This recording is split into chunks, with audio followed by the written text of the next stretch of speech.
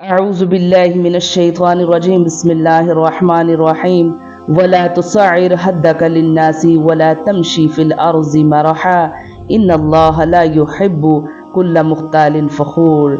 ترجمہ: لوگوں کے سامنے اپنے گال نہ پھلا اور زمین پر اترا کر نہ چل۔ کسی تکبر کرنے والے شیخی خورے کو اللہ تعالیٰ پسند نہیں فرماتا۔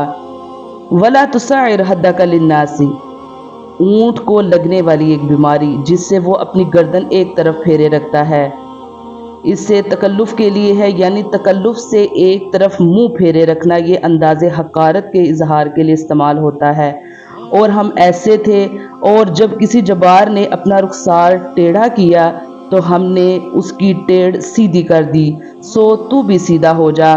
احکام کی وصیت کے بعد لقمان علیہ السلام نے چند آداب و اخلاق کی وصیت فرمایا لوگوں کے لیے اپنا رخسار ٹیڑھا نہ رکھ، یعنی انہیں حقیر سمجھ کر ایسا نہ کر جیسے متکبر اور مغرور لوگ کرتے ہیں، بلکہ تواضع اور نرمی اخلاق اختیار کر، جیسا کہ عقل مند لوگوں کا شیوا ہے۔ تحقیر کے اس انداز سے منع کرنے میں زبان یا ہاتھ کے ساتھ کسی کی تحقیر سے منع کرنا شامل ہے۔ یہ ایسے ہی ہے جیسے فرمایا ہے ماں باپ کو اف نہ کہو، مراد کسی بھی طرح تکلیف پہنچانے سے منع کیا ہے۔ یہاں ایک سوال ہے کہ چلا زمین ہی پر جاتا ہے، پھر خاص طور پر اس کا ذکر کرنے میں کیا حکمت ہے؟ اس کا جواب یہ ہے کہ تمام لوگوں کی طرح اس زمین سے تمہاری پیدائش ہوئی ہے، اس میں تم نے دفن ہونا ہے، اور دوسرے تمام لوگ بھی اس زمین پر چل رہے ہیں۔ پھر تمہارا دوسروں کو حقیر اور اپنے آپ کو ان سے برتر سمجھنا اور اکڑ کر چلنا تمہیں کس طرح زیب دیتا ہے؟ اللہ تعالیٰ سورۃ بنی اسرائیل میں فرما رہے ہیں وَلَا تَمْشِ فِي الْأَرْضِ مَرَحًا إِنَّكَ لَن تَخْرِقَ الْأَرْضَ وَلَن تَبْلُغَ الْجِبَالَ طُولًا، اور زمین میں اکڑ کر نہ چل، کہ نہ تو زمین کو پھاڑ سکتا ہے اور نہ لمبائی میں پہاڑوں کو پہنچ سکتا ہے۔